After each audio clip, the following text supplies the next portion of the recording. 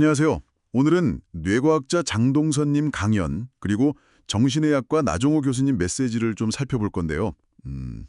마음의 고통이 보내는 그런 조용한 신호들, 그리고 한국 사회의 자살 문제에 대해 좀 깊이 들어가 보려고 합니다. 네. 이번 분석을 통해서 당신이 어쩌면 좀 놓치기 쉬운 정신건강의 위기 신호들 있잖아요. 네, 그런 걸 좀 같이 읽어내보고 또 절망 속에서도 희망을 찾을 수 있는 그런 실마리를 발견하도록 돕는 게 저희 목표입니다. 네, 맞아요.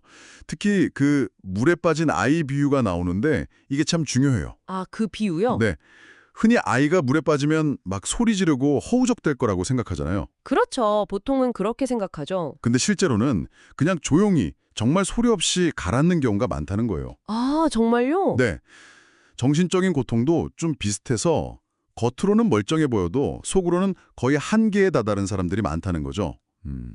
어쩌면 당신 주변에도 이런 침묵의 구조 신호가 있을 수 있습니다. 그 강연에서 강연자 개인적인 경험도 나오던데요. 특히 어머니의 자살 충동 이야기나 뭐 헬퍼 신드롬 이런 거요? 아, 네. 헬퍼 신드롬. 이게 다른 사람 돕는데 너무 몰두해서 정작 자기 자신은 돌보지 못하는 그런 상태를 말하거든요. 그렇군요. 강연자의 경우는 이제 어린 시절 경험이랑 연결돼서 누군가를 내가 구하지 못하면 어쩌나 하는 그런 두려움으로 나타났다고 하죠. 아이가 물에 빠지는 악몽을 계속 꿨다는 이야기도 하고요. 아, 듣기만 해도 마음이 좀 그런데요. 근데 더 충격적인 건 우리나라가 뭐 20년 넘게 OECD 자살률 1, 2위를 하고 있다는 거잖아요. 맞습니다. 매년 코로나19 팬데믹 전체 사망자 수보다 더 많은 사람들이 스스로 목숨을 끊고 있다는 건데 이게 정말 정말 심각한 거죠. 네. 근데 더 큰 문제는 우리 사회가 이걸 진짜 위기라고 제대로 인식을 못하고 있다는 점이에요. 장동성 강연자도 한국인 절반 정도만 이걸 심각하게 느낀다고 지적했고요. 절반이요? 생각보다 너무 적은데요? 그렇죠. 나종호 교수님도 코로나19 대응이랑 비교하면서 아니 이런 정신건강 위기에는 왜 그렇게 사회적인 관심이나 공동 대응이 부족하냐 이렇게 말씀하시죠. 마치 배에서 구조 신호가 막 울리는데 아무도 못 듣는 것처럼요. 정말 안타까운 상황이네요. 그럼 그 뇌과학적으로 봤을 때 자살 위험이 높은 사람들한테 나타나는 특징 같은 게 있을까요? 세 가지 요인이 언급됐던 것 같은데. 네네. 첫 번째가 그 실패에 대한 두려움? 그리고 민감성이 아주 높다는 거예요. 뇌의 섭렵이나 편도체가 너무 과민하게 반응해서 아주 작은 비난이나 실패에도 엄청난 고통을 느끼는 거죠. 아, 작은 것에도 크게 상처받는 거군요. 그렇죠. 두 번째는 덫, 영어로 트랩이죠. 거기에 딱 걸린 느낌. 덫에 걸린 느낌이요? 네. 그러니까 나는 여기서 절대 빠져나갈 수 없어. 이런 절망감, 무력감에 사로잡히는 거예요. 문제 해결을 담당하는 그 전두엽 기능이 좀 떨어지면서 어떤 희망도 해결책도 안 보이는 그런 상태인 거죠. 아, 정말 깜깜한 블랙홀 같은 느낌이겠네요. 맞아요. 그리고 마지막 세 번째는 희망적인 소식이나 뭐랄까 연결의 부재예요. 연결의 부재. 네. 아주 작은 긍정적인 상호작용, 뭐 그냥 미소 한 번, 격려 한마디 이런 거조차 오랫동안 없을 때 위험이 확 커진다는 거죠. 당신의 정말 사소한 관심 하나가 누군가에게는 살아갈 힘이 될 수도 있다는 뜻입니다. 그렇군요. 이런 위험 요인들과 함께 강연자가 독이 든 캡슐이라는 비유를 쓰던데요. 그건 어떤 의미인가요? 아, 그 비유도 참 인상적이죠. 어린 시절의 트라우마 같은 걸 말하는 건데요. 이게 뭐 우울증이나 트라우마가 약 먹는다고 완전히 싹 치료되는 게 아닐 수 있다는 거예요. 아, 완전히 없어지는 게 아니라. 네, 어쩌면 그 상처, 그 독이 든 캡슐을 그냥 안고 살아가는 법을 배우는 과정일 수 있다는 거죠. 중요한 건 그 캡슐을 안고서라도 살아갈 힘을 얻는 거고요.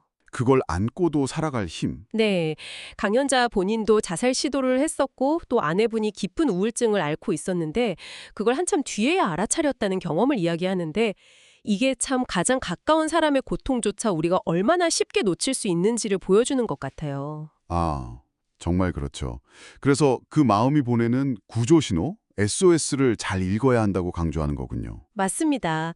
모스부호, SOS처럼 우리 마음도 계속 신호를 보내고 있다는 거예요. 짧게 셋, 길게 셋, 짧게 셋. 이 신호를 우리가 서로 주고받는 법을 배워야 한다는 거죠. 신호를 주고받는 법. 네. 그 자살 연구하시는 토마스 조이너 교수 연구를 보면요. 자살의 주요 요인으로 세 가지를 꼽거든요. 사회적 고립감, 그리고 내가 다른 사람에게 짐이 된다는 느낌, 마지막으로 고통에 대한 내성.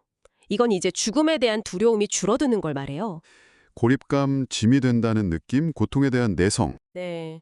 근데 이 세 가지가 결국엔 다 연결을 통해서 완화될 수 있는 부분들이에요. 혼자가 아니라는 느낌, 내가 짐이 아니라는 느낌, 또 고통을 나눌 수 있다는 그런 경험들이 위험을 줄여줄 수 있다는 거죠. 아, 결국은 연결이군요. 듣고 보니 헬렌 켈러 이야기도 생각나네요. 행복의 문 하나가 닫히면 다른 문이 열린다. 닫힌 문만 보지 말고 열린 문을 찾아야 한다. 맞아요. 그리고 때로는 그 죽을 힘으로 오히려 새로운 시작을 선택할 수도 있다는 거. 강연자 교수님 사례처럼요. 네, 그 부분도 참 인상 깊었어요. 특히 내가 누군가에게 도움이 될 수 있다는 느낌. 그 연결 속에서 오히려 나 자신이 가장 큰 위로와 살아갈 힘을 얻는다는 점이 정말 와닿았습니다. 네. 오늘 저희가 살펴본 이 자료들은 결국 정신적 고통이라는 게 얼마나 소리 없이 깊어질 수 있는지, 그리고 우리 사회가 그 SOS 신호를 얼마나 놓치고 있는지 이걸 좀 보여주는 것 같아요. 네, 개인의 트라우마는 말씀하신 것처럼 독이 든 캡슐처럼 평생 안고 가야 할 수도 있지만 그래도 절망 속에서도 새로운 문을 찾고 또 타인과 연결되면서 살아갈 힘을 얻을 수 있다는 희망도 분명히 제시하고 있습니다. 결국 자살은 단순히 개인의 선택 문제를 넘어서 우리 사회 전체의 책임 문제이고 서로의 마음이 보내는 그 구조 신호를 좀 더 잘 읽어주는 사회가 되어야 한다는 생각이 강하게 드네요. 네, 맞습니다. 마지막으로 당신에게 이런 질문을 한번 던져보고 싶어요. 우리 모두가 사실 크고 작은 독이 든 캡슐 같은 걸 안고 살아가는 거라면 어쩌면 당신 자신의 마음이 보내는 아주 작은 SOS 신호 있잖아요. 그걸 먼저 알아차려주는 것. 그게 어쩌면 소리 없이 가라앉고 있는 다른 사람들을 이해하고 또 손 내밀어주는 가장 중요하고 첫 번째 걸음이 되지 않을까요?